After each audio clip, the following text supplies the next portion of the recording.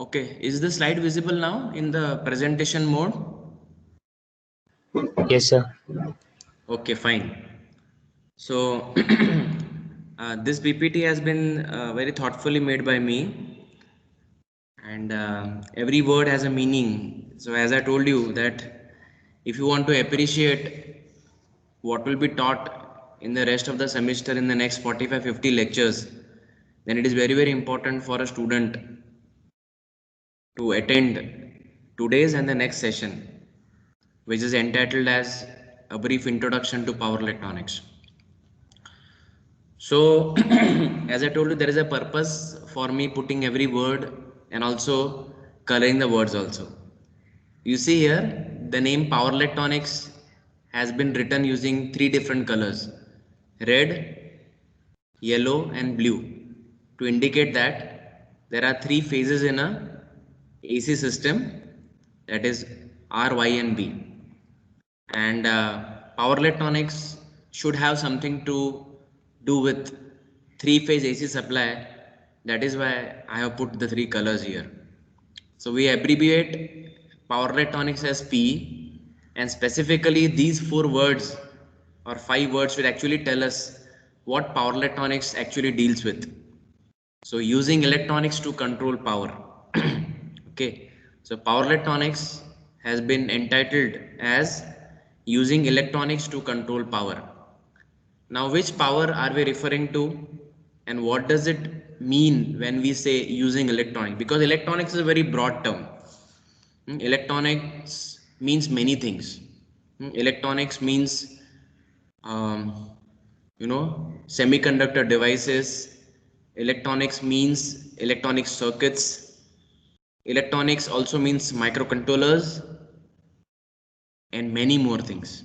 So basically, which aspects of electronics we are speaking about in connection with power electronics, and when we say we want to use electronics to control power, which power are we speaking about? Everything will be clear in today's and in the next session. So brief introduction to power electronics, using electronics to control power. So about course objectives and course outcomes, we have already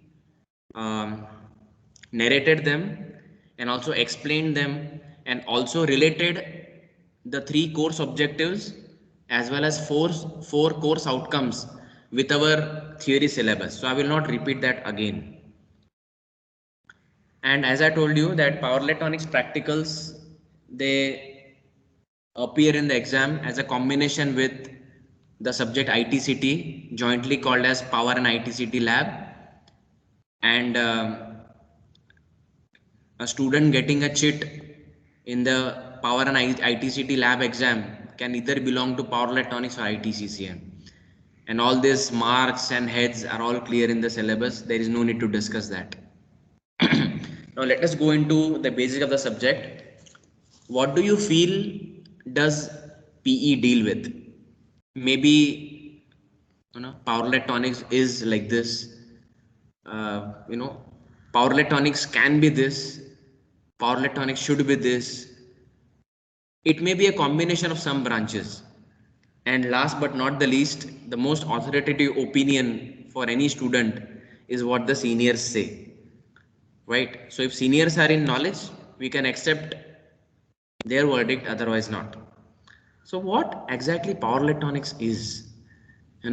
Because we are not interested here in guesswork or assumptions, we are interested in facts.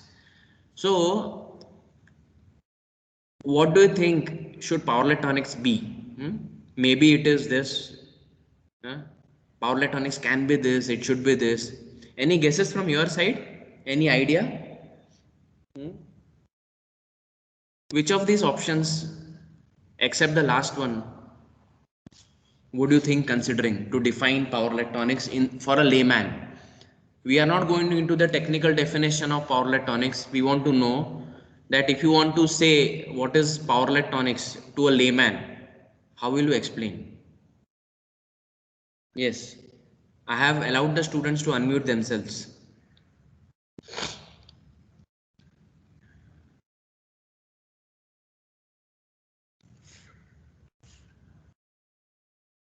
Yes, there has to be discussion. Otherwise, there is no active participation. Yeah. Anybody would like to give it a try? What is his or her understanding of the field of power electronics?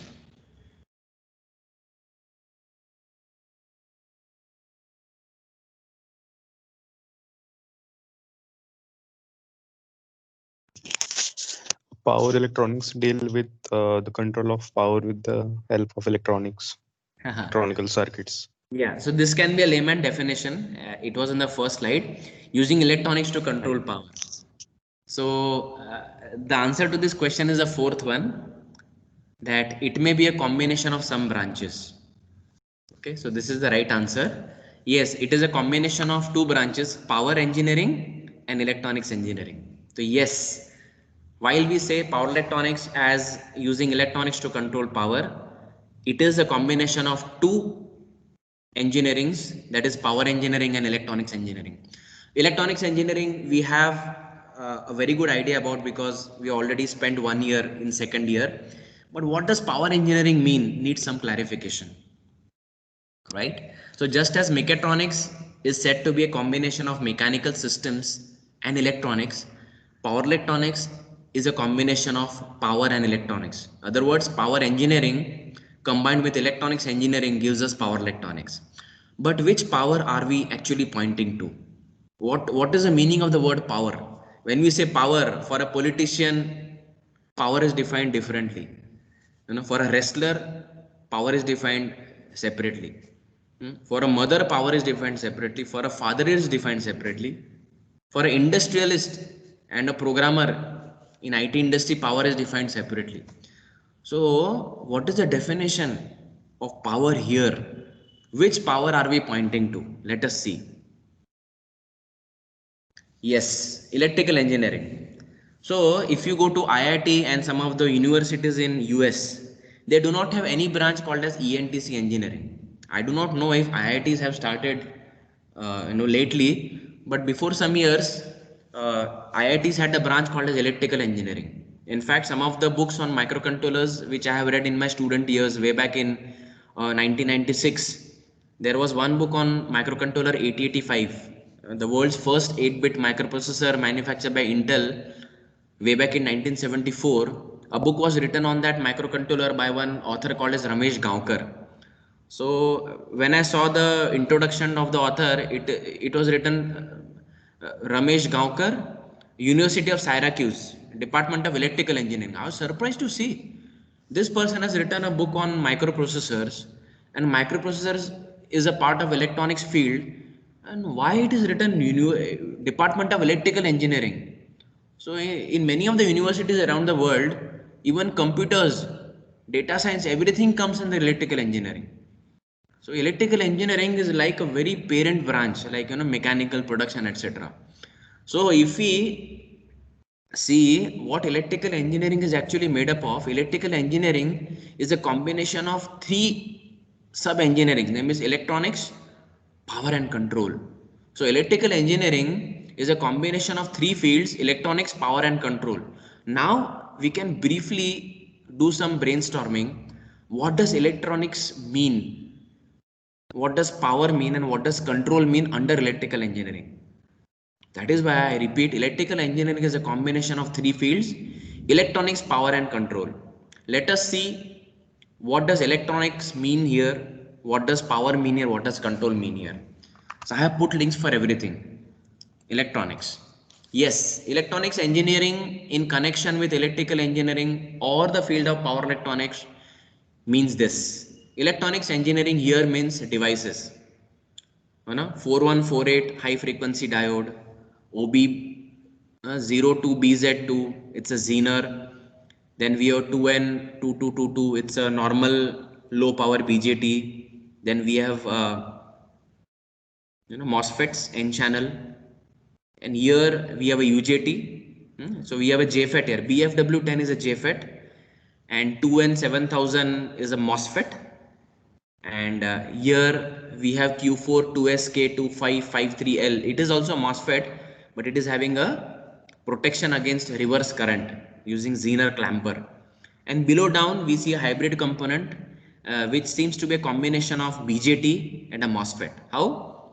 BJT has collector, emitter and base, while a MOSFET has drain, source and gate. So this component down, Q5, seems to have a symbol which is a combination of BJT and MOSFET. Yes, it is called as an IGBT. IGBT stands for insulated gate bipolar transistor. Now when we say bipolar, it refers to BJT. When we say gate, it refers to MOSFET. So IGBT is actually a hybrid device which combines the merits of both BJT and a MOSFET. That is why this component has got the terminals collector, emitter and gate. It's a combination. So the input terminal of IGBT has been imported from MOSFET, while the remaining two terminals of IGBT have been imported from BJT. So BJT's collector and emitter are combined with the control terminal of MOSFET, that is gate, to create a new device IGBT, which has three terminals: collector, emitter and gate. Got the point? So we are going to study this one new device called as IGBT, which is not discussed in the field of electronic devices, because electronic devices and circuits deal with transistors which operate at low power. But here power electronics deals with high power. How much high? Not watts, not kilowatts. It deals with megawatts and gigawatts. Such high values of power, 10 power 9 watts, 10 power 6 watts. It doesn't deal with 10 power 3 or simply tens of watts. Right? So electronics engineering deals with those semiconductor devices which have an ability to deal or handle voltages of the order of thousands of volts, and currents of the order of thousands of amperes. So when I show you the electrical ratings of IGBTs and SCRs, we will see that there are certain semiconductor devices which can handle 6500 volt and 4200 amperes. So the power rating of this devices is 6500 volts multiplied by 4200 amperes. It is 24 megawatt and even more.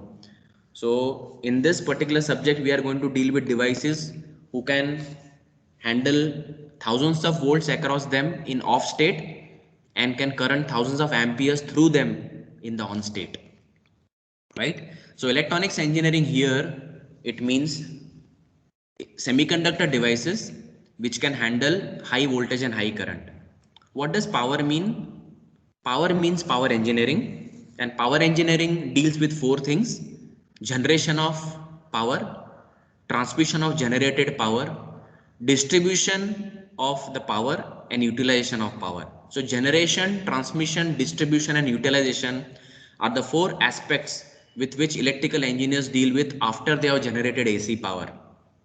Okay, so what is generated in our power stations, irrespective of whether it is hydroelectric power station or thermal power station or a nuclear power plant, it is all AC. So what is generated in our power plants is not DC, but it is pure AC, and not single phase AC, but three phase AC, high voltage three phase AC, 22,000 volts RMS, AC voltage, three phase. It is stepped down and it comes to our homes. So before that 230 volt RMS 50 hertz single phase reaches the wall sockets of our home, it has gone through so many processes, beginning with generation, then transmission, then distribution and utilization. Getting me? So generation, transmission, distribution and utilization are four important sub branches of what is called as power engineering. Okay. So now we come to control. What is control engineering? Control engineering is nothing but control systems which you studied in second year. If I am not wrong, control system subject must have come in your second semester, that is before 6 months. So we know that control system deals with stability of systems and the response characteristics of closed loop systems. So stability is judged or calculated by many different approaches such as Bode plot, or we have root locus, Nyquist criterion, many things are there, right? So control systems engineering deals with stability of systems, response characteristics of closed loop systems, and also root locus, Bode plot, Nyquist plots based on stability analysis. So again, to go back, we told that electrical engineering is a combination of electronics, power and control. Electronics deals with all those semiconductor devices which can handle thousands of volts and thousands of amperes.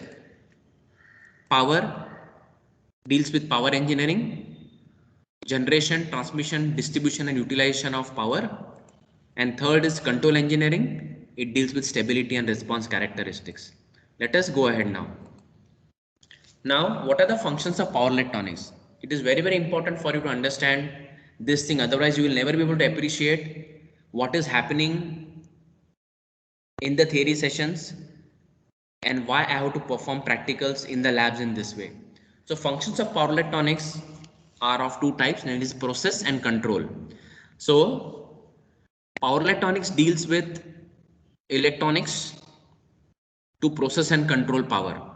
When I say power, it means electrical power, and when I say electrical power, the magnitude of electrical power is in megawatts, that is 10 raised to plus 6 watts, and gigawatts means 10 raised to plus 9 watts. So what does it exactly mean when I say electronics is used to process power and to control power? So processing electrical power is different than controlling electrical power. Let us see what it means. Processing electrical power. So processing means changing the form or nature of electrical energy.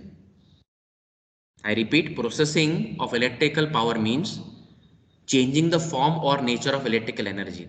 So now we are gradually entering into the fundamentals of the subject, that why there are units 2, 3, 4 designed by university in this way.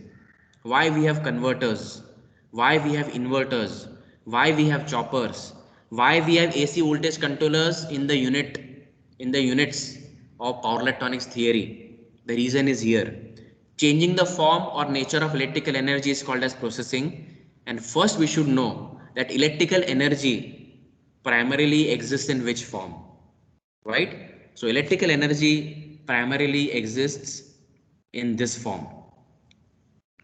Okay, so this is what is generated in power stations, irrespective of whether it is atomic, hydro or thermal. Three phase R, Y and B phases, which are phase shifted with respect to each other by 120 degrees.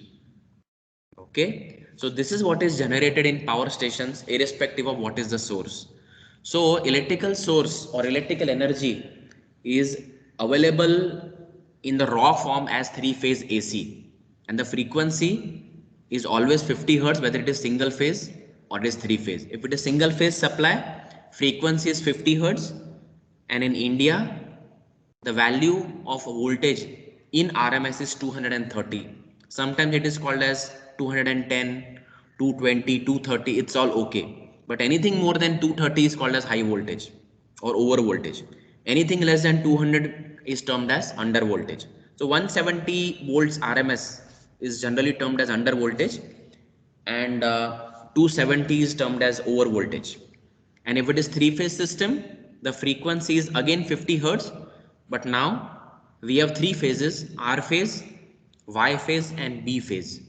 R phase with respect to neutral, Y phase with respect to neutral and B phase with respect to neutral are called as phase voltages, and the potential difference between the two phases is called as line voltage. So VRY, VYB and VBR, that is the potential difference between R and Y phase, Y and B phase and B and R phase is termed as line voltage. So as far as single phase supply is concerned, we have only one voltage, that is phase voltage, and the specification is the RMS voltage.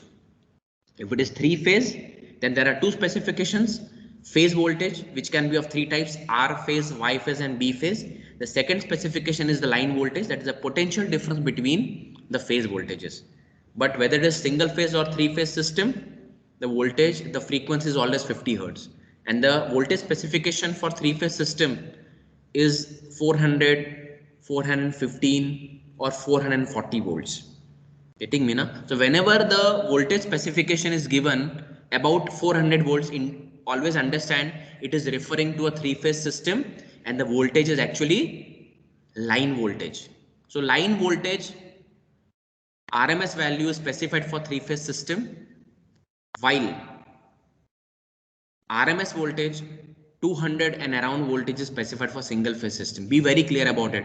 Somebody may say, why are you discussing this? Because while solving numericals on single phase and three phase systems, student is not clear that the given value 230 volts, whether it is peak value VM, peak to peak value 2 VM or RMS. Understand one thing, whenever you are specifying the amplitude of the voltage in a AC system, it is always RMS. It is never peak VM or it is never peak to peak 2 VM. Similarly, when I say so many volts in three-phase system, it indicates line voltage. So three-phase systems voltage is specified as line voltage. Single phase system, there is no line voltage, there is only phase voltage. So whatever voltage is there, it is phase voltage and it is RMS value. Be very, very clear about it from the viewpoint of solving numericals. Getting me?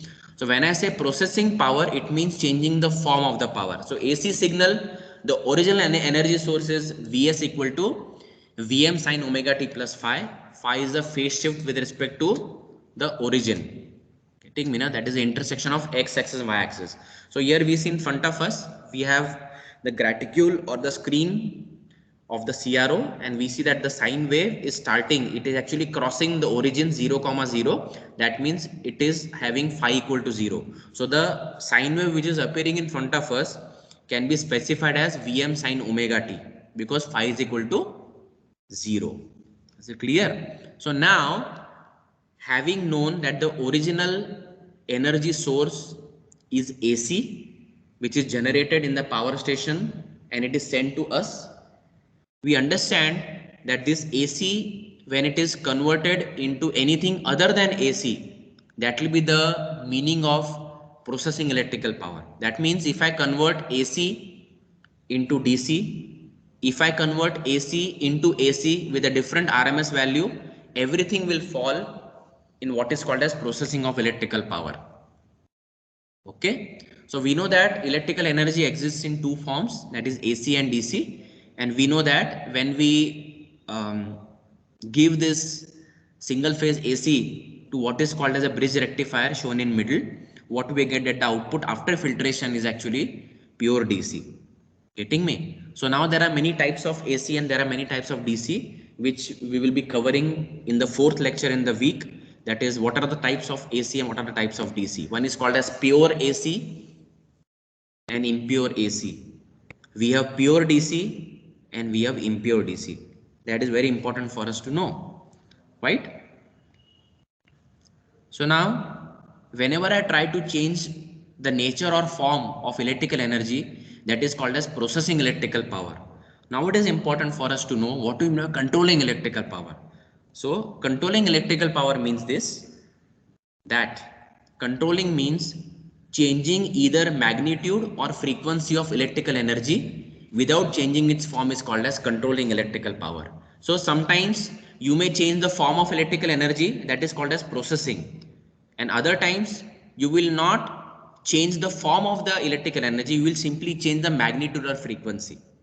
Okay, so examples are given here. So the first example is, we are having a single phase AC shown here and it is at a particular frequency, and now if I am changing the frequency of the input, that is an example of controlling electrical power. Another example is given down, that is another example of a single phase AC which has a certain amplitude and it has a certain frequency. Now it is converted into a signal which is having a lower amplitude, right? So the above example, I am changing the frequency of the input AC but keeping its amplitude constant. In the second case, I am keeping the frequency constant but I am changing the amplitude. So both examples, so changing frequency and changing magnitude are examples of controlling electrical power, while changing the form of the energy itself, like AC to DC, an example of processing power. So by now it is crystal clear what do you mean by processing electrical power and controlling electrical power. Now we come to the most important thing. I would not mind spending 5 to 10 minutes 5 to 10 minutes in explaining this thing, because you have to see every circuit which we will be discussing in the next 45 lectures, and also every kit on which you will perform an experiment. You have to view, you have to appreciate every kit in the lab and every circuit which we draw in the next 45-50 lectures in the light of this block diagram. This is known as the generic block diagram of a PE system, or we can say block diagram of a generic PE system.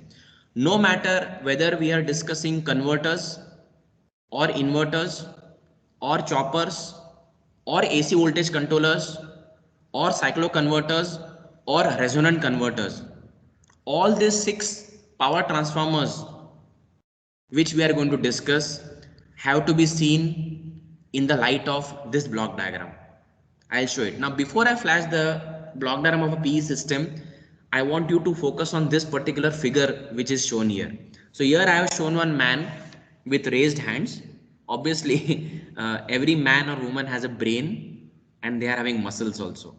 Now it is out of experience we know that what are the functions of brain and muscles. So brain and muscles are a part of our physical body, but they are two important irreplaceable functions. I repeat, brain and muscles are a part of physical body, and both of them have unique and irreplaceable functions. You cannot remove the brain from the body, and you can also not remove the muscles from the body, but they always work in unison. So what is the function of brain? Brain sends signals to the muscles, and based on the signals the muscles will contract or relax, and that is what we call as physical action. Got the point? So brain will tell the muscles what to do, and muscles will do what is to be done. I repeat, brain will tell the muscles what is to be done, and muscles will do what is to be done.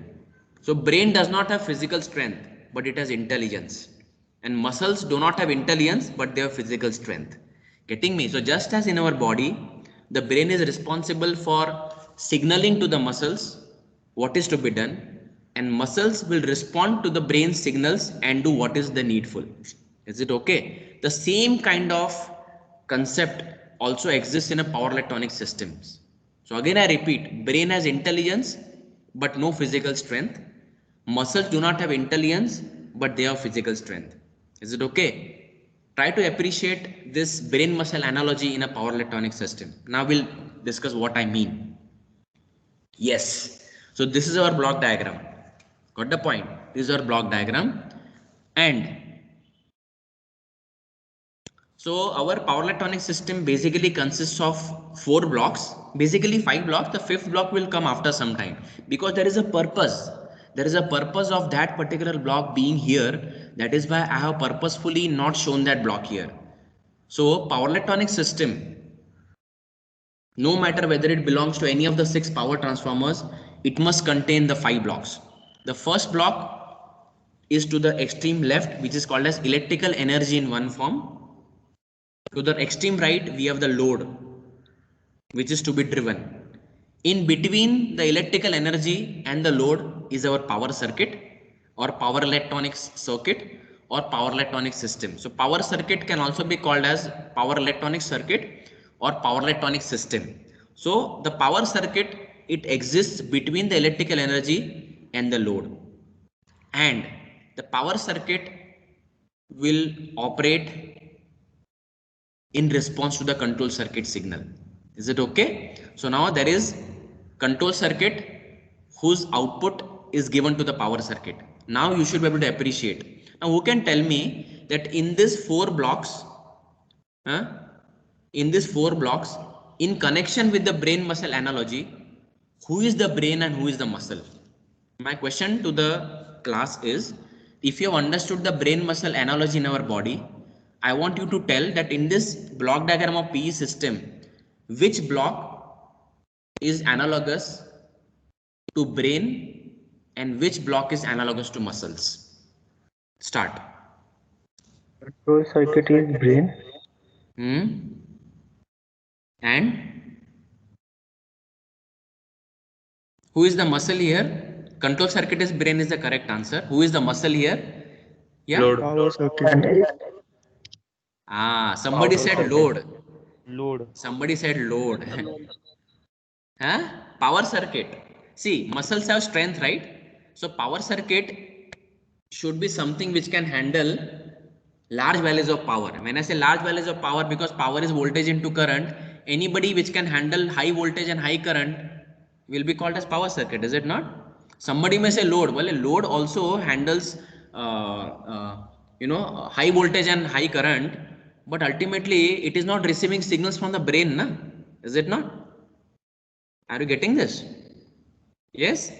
So control circuit refers to brain and power circuit refers to muscles. So brain has intelligence, no physical strength. Muscles have no intelligence, but they have physical strength. So similarly, control circuit is a very electrically weak component whose job is to send a signal to turn on the power device and then send another signal to turn off the power device.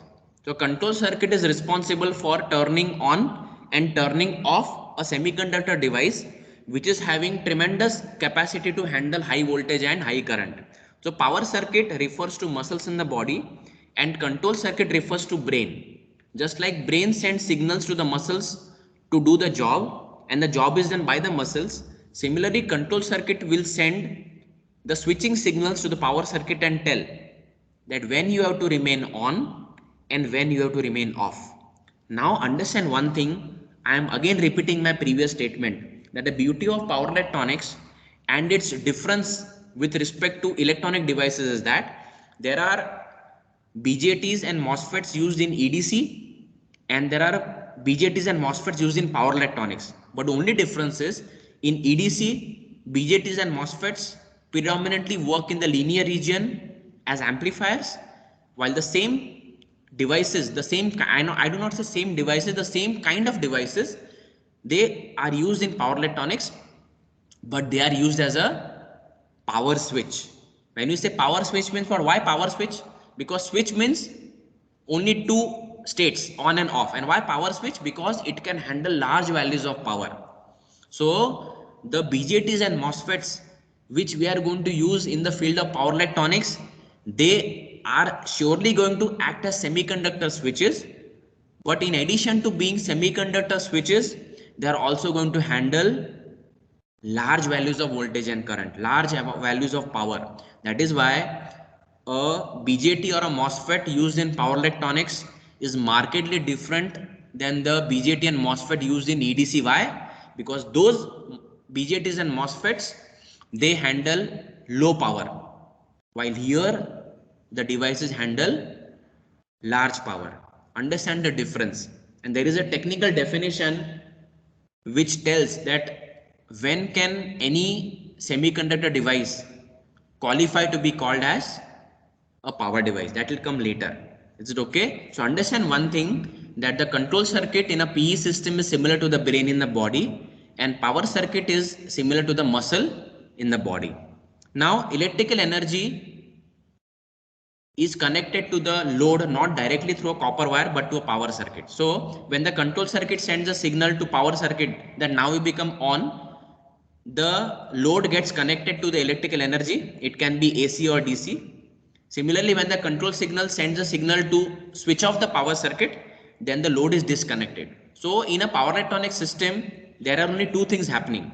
The load is either connected to the input energy or it is disconnected from the input energy. And this connection and disconnection is responsible for converting the electrical energy from one form to another, which is called as processing of electrical power, and it is also responsible for controlling the electrical power, that is changing the magnitude while keeping the frequency constant, keeping the magnitude constant changing the frequency, or third possible case is changing both magnitude and frequency of the input power. Understand this thing very, very importantly. Okay. So now we go ahead. Now control circuit is sending signals to the power circuit, that is the power devices, that is the power MOSFETs and power BJTs present to either remain on or become off. Now here understand one thing, we have discussed this thing already, that the brain in body is same as control circuit in the PE system. Similarly muscles do the work and they are similar to hands and legs in the body and the power circuit in the PE system. Now understand control circuit can be simply a resistor, or it can be a combination of resistor and capacitor, or it can be a component like unijunction transistor UJT, or it can be 555 timer on an IC. So understand one thing, that a simple resistor, a combination of R and C, a UJT, or a 555 timer, or some other IC can act as control circuit. So all these integrated circuits and components are low power components. They can handle nothing more than 1 watt of power. So control circuit, it operates at low voltage, low current, and the power dissipation is only milliwatt. So it is called as low power side of PE system. Understand this thing, that a control circuit, it indicates the low power side of a PE system, while the power circuit handles large amounts of power. That is why power circuit, electrical energy and load, they form the high power side. So understand one thing, that in this particular block diagram of PE system, control circuit, because it handles low power levels, it represents the low power side. Electrical energy, which can be single phase or 3-phase AC, it can also be high voltage DC. Power circuit, power component and load. So electrical energy, power circuit and load represent high power side. Control circuit represents low power side.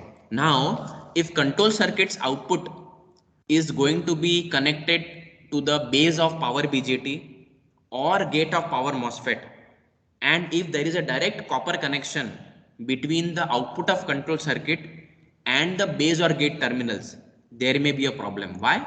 Because if accidentally an open circuit fault occurs in the high power side, then the entire input voltage can interfere with the control circuit and it can blow it off. Similarly, if there is accidentally a short circuit fault in the high power side, the high current may get engaged, or it can interfere with the control circuit and again blow it off. So it is not safe to directly connect the control circuit's output to the control terminal of power devices, that is the base of power BJT or gate of power MOSFET.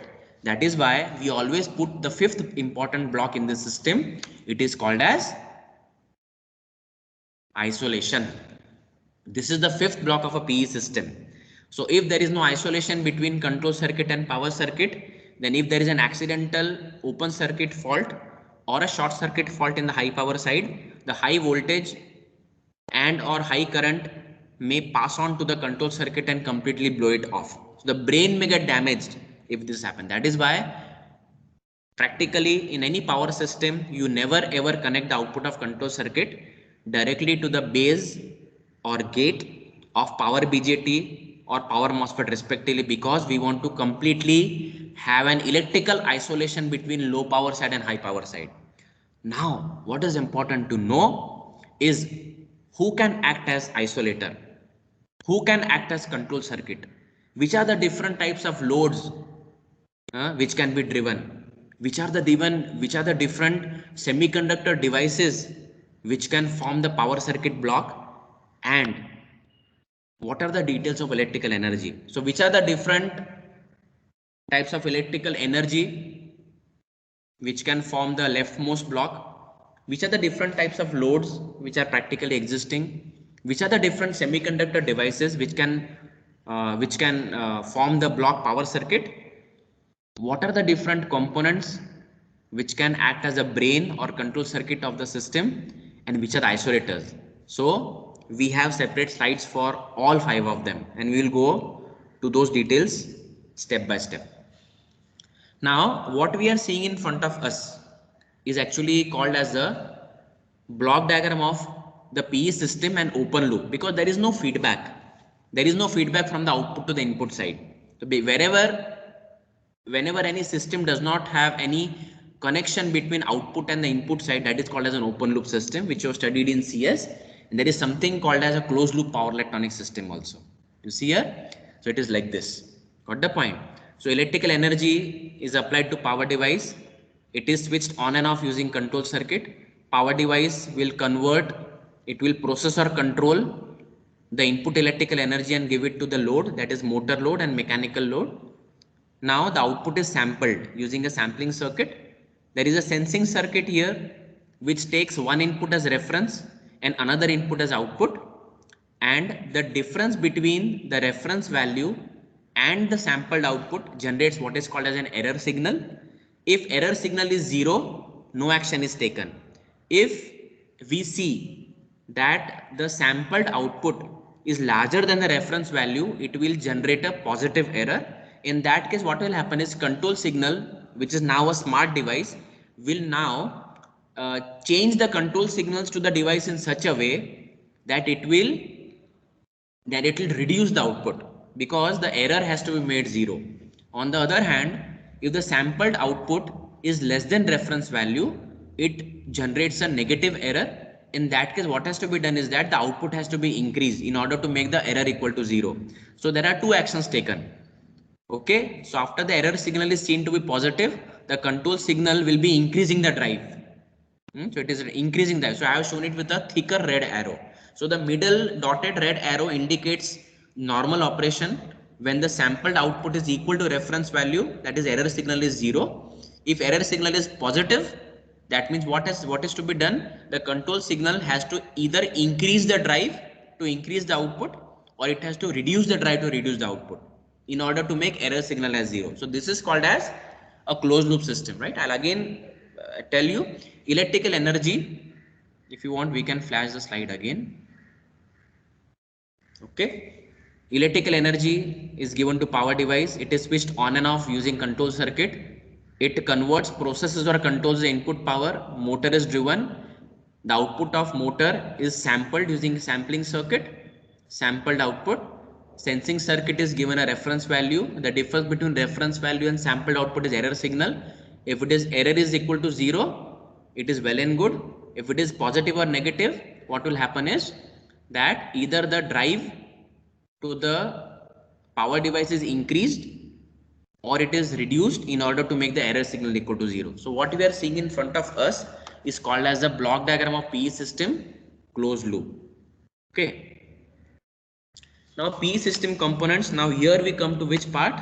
Here we come to this part, that power circuit. So what constitutes a power circuit? It's here. Okay. Yeah, so we have shown this. Why these units? So AC is the raw form of electrical energy which is generated in power stations, and we have DC. And see now how the different power transformers are created. If AC is converted to DC, that is called as controlled rectifier or converter. If I convert DC to AC, it is called as an inverter. If I convert AC to AC, magnitude changes but frequency remains constant, then it is called as AC voltage controller. If I convert AC into AC, but here frequency changes, magnitude does not, so it is called a cycloconverter. If I have DC to DC conversion, it is called as a chopper. And then we have one more which is called as a resonant converter. Okay, so AC to DC called as converter or controlled rectifier, DC to AC called as an inverter, AC to AC at same frequency different magnitude, AC voltage controller, AC to AC at same magnitude different frequency called a cycloconverter, and we have resonant converters. So unit number 2, 3 and 4 will cover all 6 of them. So unit number 2 it's converter, unit number 3 is inverter and AC voltage controller, and unit number 5 is resonant converters and choppers. Got the point? So we don't have cycloconverter in syllabus. thanks to University of Pune. Okay, so these were the syllabus units are power devices, where we get introduced to 3 devices: SCR, power BJT, power MOSFET and IGBT. So 4 devices are to be studied in unit number 1 in detail: SCR in greatest detail, lesser details for power BJT, power MOSFET and IGBT. Then unit number 2 is converters, that is AC to DC. Unit number 3 is DC to AC, that is called as inverters. Unit number 4 is choppers and AC voltage controller. 5th is resonant converters and protection of devices, which deals with over voltage and over current protection. And 6th is the most interesting unit, which deals with UPS, the different kinds of UPSs, SMPS, then DC motor drives, inverter motor drives, stepper motor drives, etc. That is application. Okay, so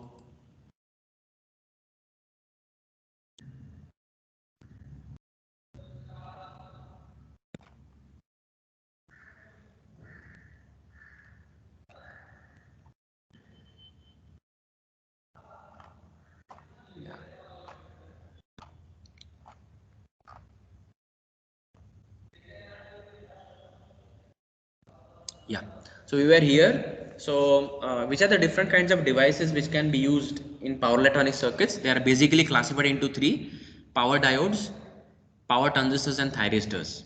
Okay, so the semiconductor devices which can be used in the middle block of a PE system, that is power circuit, it can be power diodes, power transistors and thyristors. Now very importantly, please note this, that what is the most important datasheet specification which indicates to the reader that this particular component is a power component. Because do not misunderstand that only transistors or MOSFETs can act as power devices. Even diodes can act as power devices. Why? Because there is a general definition of a power device.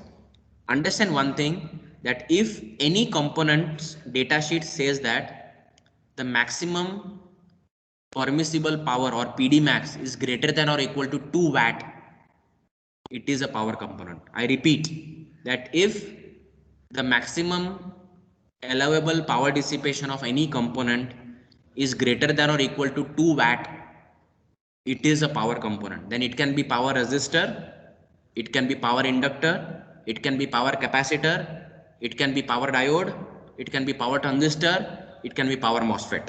I repeat that resistor can be a power resistor.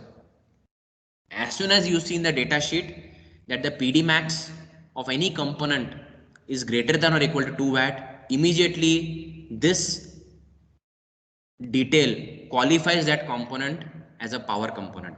That is why we have power resistors in circuits which are looking like chalks. So we have written 5 watt, 10 watt. Okay, so these power resistors are there on kits and they appear like a chalk. So they are not chalks, they're actually power resistors. And if you see on that, it is written 5W, 10W, 20W.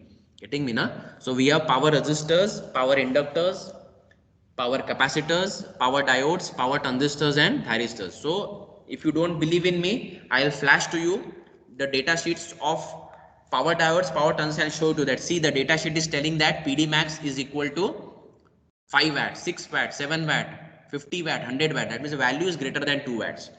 Now, in power diodes also, we are having 3 different flavors. Like, in smartphones, we have entry level smartphone, mid-range smartphone, and we have, premium smartphones. Similarly, power diodes also, there are 3 categories. There is general purpose power diodes, fast recovery and Schottky. Now, the common characteristic between general purpose, fast recovery and Schottky diodes is that all of them have PD max rating greater than 2 watt. So whether it is power diode family or power transistor family or the members within that family or thyristors, one common thing between all of them is that in their data sheet you will see that the PD max is greater than or equal to 2 watts, right? And how do they differ? How do general purpose differ from fast recovery and fast recovery differ from Schottky? In the turn off time. It is called as reverse recovery time. If you have studied diodes in detail in first year, you know that the time taken by any semiconductor device to go from on to off state is called as reverse recovery time or turn off time. So general purpose diodes will have a larger turn off time. They will take more time to turn off. Fast recovery will take lesser time, and Schottky will take the least time. So the turn off time or the reverse recovery time denoted as T subscript RR will be the least for Schottky diodes. It will little more for fast recovery diodes, little more for general purpose diodes. Is it okay? Similarly, we have the second family of power devices called as power transistors, and we have 4 members in that: power BJTs, power MOSFETs, IGBTs, and SIT. SIT stands for static induction transistor. Okay, so here instead of conventional BJTs, we have power BJTs. Instead of conventional MOSFETs, BFW10, BFW11, we have power MOSFETs. And here we have a hybrid device, insulated gate bipolar transistor IGBT, which has the control terminal derived from MOSFET, that is gate, and the remaining 2 terminals, collector and emitter, derived from BJT. And the last is SIT, static induction transistor. In the syllabus, we are not going to study power diodes. We are not going to study SIT, thanks to University of Pune. We are going to study only power BJTs, power MOSFETs and IGBTs. And the third family under power device called a thyristor. Like an example, every time I give an example, that somebody hears the word Ambani. So immediately when we listen Ambani, we remember Antilia, and 6 or 7 levels of parking and 250 plus cars and a private jet and a luxury bus. So the word Ambani is like, it defines richness. It defines richness or aristocracy. Just like the word Ambani is analogous or samanarthi to richness, similarly the word thyristor is actually analogous to power devices. So there is nothing called as power thyristor, because thyristor itself means high power. But we cannot say BJT is power BJT, because there are low power BJTs. There are low power MOSFETs. So when we say MOSFET in power electronics, I have to say I am using power MOSFETs. When I say I am using BJTs in power electronics, I say I have to use power BJTs. But to say the word that thyristor is power thyristor, it is wrong. I cannot say Ambani is rich. Ambani means rich. Getting me? Jeff Bezos means rich. Getting me? Similarly, thyristor means power device. So it is wrong it is an insult to the word thyristor to say that it is a power thyristor. Thyristor means it is power. And under this family, we have 4 members: SCR, that is silicon control rectifier. Then we have TRIAC. We have SITH, that is static induction thyristor, and we have GTO, that is gate turn off. So there is a difference between SIT in power transistor family and SITH in thyristor family. SIT here, it means static induction transistor, and SITH means static induction thyristor, and GTO is gate turn off. So as and when we start unit number 1 in the future, I will tell you that what is the specialty about GTO and about the TRIAC. Okay, just to give a view, power BJTs look something like this. So yes, we have seen BJTs in the lab. They are very small, minuscule, weak devices. But this is how a power BJT looks like. It is manufactured by Mitsubishi, Japan, and we can see कि device में बहुत दम है. देखा? It's a single BJT, but it is very robust. Similarly, power MOSFET. Getting me? It's here. So IGBTs look like this. So IGBTs are modules actually, right? So it is a transistor, it's a power transistor, but it is very robust. Getting me? It's like that. So we have only 1 minute left. So this is what we discussed. We have covered about 14 or 20 slides, but then concepts are important.